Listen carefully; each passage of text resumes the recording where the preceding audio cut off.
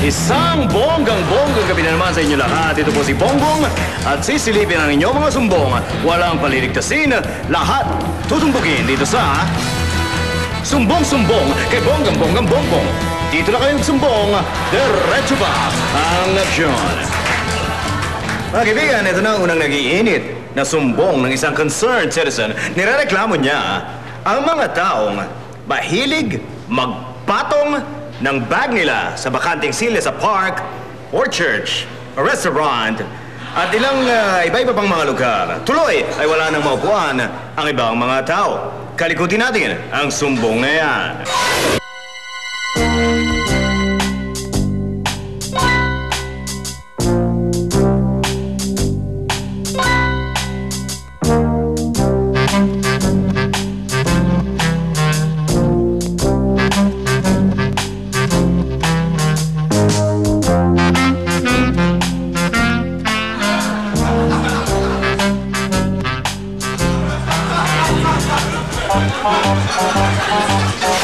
Yan ay malinaw na kawalan ng konsiderasyon sa iba. Yung mga gumagawa niyan, lalo na doon sa mga pampubliko na mga sasakyan, dapat ay magbayad kayo.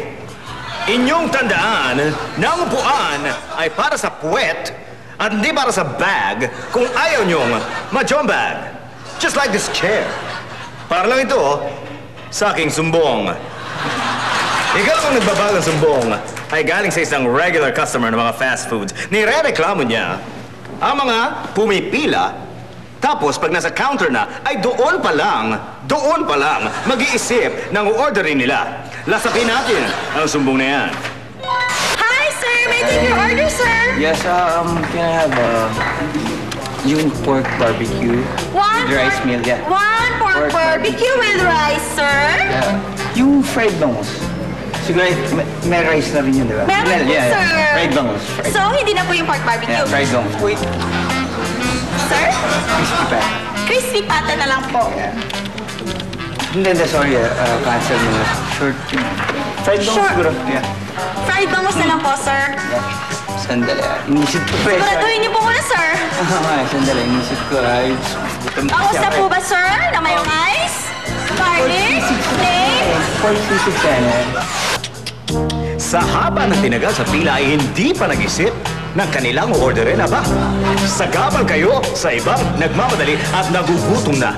Kung kayo ay gumagawa niyan, tantanan nyo na yan. And that's an order.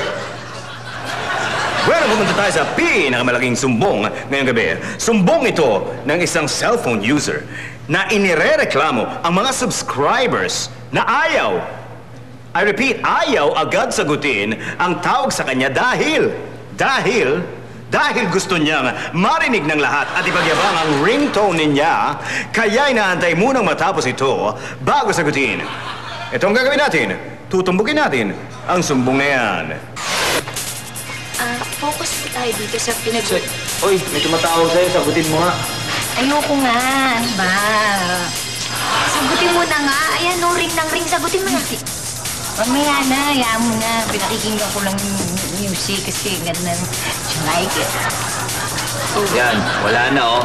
Ay. Tatawag uli yan maya-maya. Sigurado ko. Oo nga, natawag nga. Galing mo doon, ah. Ito na nga, pag-usapan na po natin yung kailangan natin. Ayan, oo. Ang dami pa natin kailangan. Oy, sabi na naman. Agree ko rin. Woo!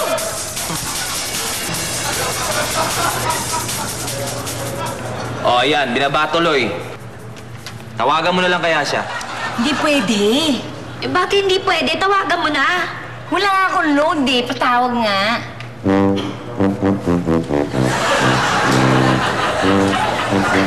Magpasalamat ka dahil you are out of my reach and coverage area. Dahil kung hindi, ay nasa dead spot ka na ngayon. Naalala ko tuloy, mga kaibigan, ang isang quote na nasabi ko, and I want you to get this message. When you call, you better. If you can't, whatever. Remember, it's forever. Pero ang kaibigan, hanggang may reklamador, hanggang may pakialamero, nandito ako, titirahin ko kayo sa sumbong.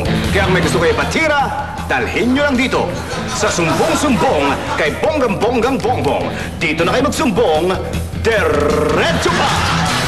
desisyon.